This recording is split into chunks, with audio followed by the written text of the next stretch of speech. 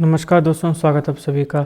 आज इस वीडियो में हम बात करेंगे विधवा पुनर्विवाह प्रोत्साहन योजना के बारे में। यहाँ पे अगर किसी भी महिला के पति की डेथ हो जाती है तो उसको दूसरी शादी करने के लिए 2 लाख रुपया मिलेगा। झारखंड सरकार की पहल है ये विधवा पुनर्विवाह प्रोत्साहन योजना। तो हम देखेंगे कि इसकी एलिजिबिलिटी क्या है और बाकी जितने भी इंपॉर्टेंट फैक्ट्स हैं उन सारों को हम इस वीडियो में कवर करेंगे। तो आप इस वीडियो को अंत तक देखिएगा। चैनल पर नया हो तो सब्सक्राइब अवश्य करिएगा। Politics, economy, GK, geography, science, environment and ecology की तमाम वीडियोस को देखने के लिए हमारी प्लेलिस्ट को जरूर चेक करिएगा।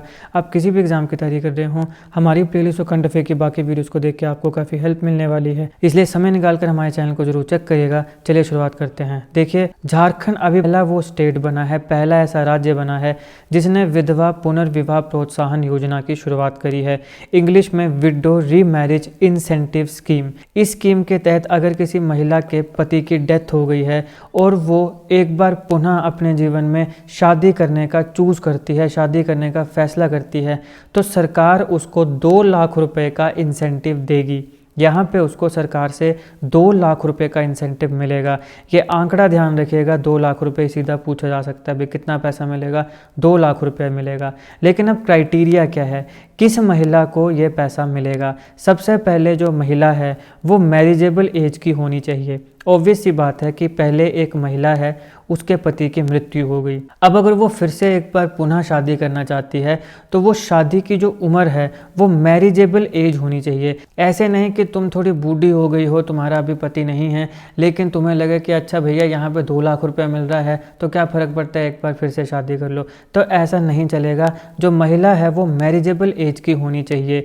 फिर जो महिला है उसके पास कोई भी गवर्नमेंट जॉब नहीं होनी चाहिए, वो गवर्नमेंट एम्प्लॉय नहीं होनी चाहिए, वो पेंशनर नहीं होनी चाहिए और वो इनकम टैक्स पेयर नहीं होनी चाहिए। क्योंकि अगर आपके पास ऑलरेडी पैसा है तो फिर आपको इंसेंटिव की ज़रूरत ही क्या है। तो इसलिए एक तो महिला जो है वो विडो होनी चाहिए, दूसरा उसकी मैरिजेबल एज होनी चाहिए, तीसरा कि वो कोई भी गवर्नमेंट एम्प्लॉय, पेंशनर या इनकम टैक्स पेयर नहीं होनी चाहिए। अभी यहाँ पर जो एप्लीकेशन है इंसेंटिव लेने की, उसे डेट ऑफ रीमैरिज के 1 साल के अंदर अंदर सबमिट करना पड़ेगा। जैसे मान लो कि किसी महिला का पति मर गया, अभी इस पॉइंट ऑफ टाइम पे उसने एक बार पुनः शादी कर ली, तो अब जब उसकी शादी हुई है उससे 1 साल मतलब पहली जो उसकी एनिवर्सरी होगी उससे पहले उसको इंसेंटिव लेने के लिए एप्लीकेशन को सबमिट करना पड़ेगा। और फिर आता है कि जो लेट हस्बैंड है उसका जो डेथ सर्टिफिकेट है वो भी प्रोवाइड करना पड़ेगा। अगर एक महिला का पति मर गया है और उसने दूसरी शादी करी तो दूसरी शादी में जब वो इंसेंटिव लेने जाएगी तो प्रूफ तो होना चाहिए ना कि पहला पति तुम्हारा मरा है। तो वो पता कैसे चलेगा सरकार को कि तुम्हारा पहले एक पति था और अभी उसकी डेथ हो गई है? तो वो तब पता चलेगा जब उसका जो लेट हस्बैंड है उसका डेथ सर्टिफिकेट वो दिखाएगी। तो वहाँ पे डेथ सर्टिफिकेट की भी ज़रूरत पड़ेगी लेट हस्बैंड की। तो ये क्राइटेरिया है। सबसे पहले महिला विडो होनी चाहिए, उसका जो पहला पति है वो मर गया हो। दूसरा, महिला जो है वो मैरिजेबल एज की होनी चाहिए। तीसरा, जो महिला है वो गवर्नमेंट एम्प्लॉय नहीं होनी चाहिए, पेंशनर नहीं होनी चाहिए, इनकम टैक्स पेयर नहीं होनी चाहिए। चौथा, कि जब भी ये एप्लीकेशन सबमिट करनी है तो उसका एक टाइम फ्रेम है कि जब भी तुमने रीमैरिज कर ली उसके 1 साल के अंदर अंदर आपको इंसेंटिव्स लेने के लिए इस एप्लीकेशन को सबमिट करना पड़ेगा। और नेक्स्ट है कि ये प्रूव करने के लिए कि आपकी पहले एक शादी हुई है और आपके हस्बैंड की मृत्यु हो गई है, आपका जो लेट हस्बैंड है उसका डेथ सर्टिफिकेट आपको प्रोवाइड करना पड़ेगा। ये स्कीम जो है इसको इस रूप में देखा जा रहा है कि ये महिलाओं को एम्पावर करेगी, ये उनको सशक्त करेगी। खासकर ऐसी महिलाएं जिनके पार्टनर्स के मरने के बाद वो अकेली हो गई हैं या फिर वो हेल्पलेस हो गई हैं, उनके पास कोई इमोशनल सपोर्ट नहीं है, कोई फाइनेंशियल सपोर्ट नहीं है। तो अगर वो चूज़ करती हैं कि एक बार फिर से हमें शादी करनी है तो यहाँ पे उनको इंसेंटिव्स दे के यहाँ पे जो महिला है उसको सशक्त करने का, एम्पावर करने का जो काम है वो इस स्कीम के माध्यम से किया जा रहा है। ये फाइनेंशियल असिस्टेंस और सपोर्ट प्रोवाइड करेगी महिलाओं को जो कि अपने आप को वनरेबल सिचुएशंस में पा रही हैं, जो वनरेबल सिचुएशन में अपना जीवन जी रही हैं, खासकर अपने पति के मरने के बाद। अब देखिए, ये जो इनिशिएटिव है ये ना सिर्फ एक नई लीज ऑफ लाइफ देगा, एक नई चिंगारी देगा एक महिला के जीवन में, बल्कि हमारे जो सोसाइटी के नॉर्म्स हैं खासकर विडो की रीमैरिज के लिए, क्योंकि हमारे समाज में अभी भी बहुत ऐसे लोग हैं जो विडो की रीमैरिज को अच्छा नहीं मानते हैं या उसको एक अच्छी या पॉजिटिव दृष्टि से नहीं देखते हैं। तो इस प्रकार के जो सोसाइटी के नॉर्म्स हैं इनको भी चैलेंज करने का काम ये इनिशिएटिव करेगा। ये फर्स्ट ऑफ इट्स काइंड है भारत में, ऐसा पहले कभी भी किसी भी स्टेट में इस प्रकार की स्कीम नहीं लाई गई। और ये एक एग्जाम्पल सेट कर सकता है, एक प्रेसिडेंट सेट कर सकता है बाकी स्टेट्स के लिए। इस प्रकार की स्कीम्स और इस प्रकार के इंसेंटिव्स देके हम उन महिलाओं को अपलिफ्ट करने का या सपोर्ट करने का काम कर सकते हैं जो डायर नीड में हैं, जिनको काफ़ी ज़रूरत है। इस इवेंट को लॉन्च किया गया चीफ मिनिस्टर चंपाई सोरेन के द्वारा, जो इस समय के चीफ मिनिस्टर हैं झारखंड के, ताना भगत इंडोर स्टेडियम में रांची में। अब यहाँ पर जब उन्होंने इस स्कीम को लॉन्च किया तो ऑलरेडी यहाँ पे 7 महिलाओं को जिन्होंने रीमैरिज करी है उनको इस स्कीम के तहत 2-2 लाख रुपया, मतलब 7 × 2 14 लाख रुपीज़ जो है वो बांटे गए, वो डिस्ट्रीब्यूट किए गए चीफ मिनिस्टर के द्वारा। अब हमने बात करी कि ये जो स्कीम है इसको कहाँ लॉन्च किया गया है, झारखंड में। तो झारखंड से रिलेटेड कुछ इंपॉर्टेंट फैक्ट्स को देख लेते हैं। ये है हमारा प्यारा भारत और यहाँ पे ये है झारखंड। झारखंड जो है वो ईस्टर्न पार्ट में लोकेटेड है हमारे भारत के, जैसे कि आप यहाँ पे देख सकते हो ये ईस्टर्न पार्ट पे लोकेटेड है। एरिया वाइज ये 15th लार्जेस्ट स्टेट है हमारे भारत की, population wise 14th largest state है हमारे भारत की। 15 नवंबर 2000 को स्टेट ऑफ झारखंड को बनाया गया था। जो सदर्न हाफ है बिहार का, उससे अलग करके झारखंड को एक अलग स्टेट बनाया गया। इसका जो टोटल एरिया है वो 79,720 किलोमीटर स्क्वायर है। स्टेट जो है ये अपने वाटरफॉल्स, होली प्लेसेस और हिल्स के लिए जाना जाता है। यहाँ पे काफ़ी इंपॉर्टेंट रिलीजियस साइट्स भी हैं, जैसे राजरप्पा, वैद्यनाथ धाम, पार्सनाथ। 1947 में आज़ादी के बाद इस स्टेट के जो रूरल्स थे उन्होंने डोमिनियन ऑफ इंडिया को चुना। आप सब जानते हो कि सारे जितने भी राजे महाराजे हुआ करते थे उन सारों को ये लिबर्टी दे गई थी कि आप बताइए आपको किसके साथ जाना है। तो वहाँ पर बहुत से ऐसे राजे महाराजे थे जिन्होंने भारत को ही चुना और इस स्टेट के रूलर्स भी उनमें से एक थे। सबसे पहले जो स्टेट ऑफ झारखंड है उसको प्रपोज किया गया था 1912 में सेंट कोलंबिया कॉलेज हजारीबाग के एक स्टूडेंट के द्वारा। 1928 में उन्नति समाज, जो कि पॉलिटिकल विंग थी क्रिश्चियन ट्राइबल्स एसोसिएशन की, उन्होंने ईस्टर्न इंडिया में एक ट्राइबल स्टेट की मांग करी थी और साइमन कमीशन को उन्होंने ये मेमोरेंडम सबमिट किया था। 1955 में झारखंड पार्टी, जिसको जयपाल सिंह मुंडा के द्वारा लीड किया गया था, उन्होंने स्टेट्स रीऑर्गेनाइजेशन कमीशन को एक मेमोरेंडम सबमिट किया कि हमें एक सेपरेट झारखंड स्टेट चाहिए। हालांकि इसको रिजेक्ट कर दिया गया था क्योंकि झारखंड में ऐसे बहुत सी बोलियां बोली जाती हैं, अलग अलग लैंग्वेजेस बोली जाती हैं और कोई भी एक लिंक लैंग्वेज नहीं थी इस रीजन की, और ट्राइबल्स भी उस समय यहाँ मेजोरिटी में नहीं थे। और अगर बिहार से इसको अलग किया जाता तो काफ़ी एडवर्स इफेक्ट पड़ते इस स्टेट की इकोनॉमी पे, इसलिए ये जो मांग थी इसको स्टेट्स रीऑर्गेनाइजेशन कमीशन के द्वारा रिजेक्ट किया गया।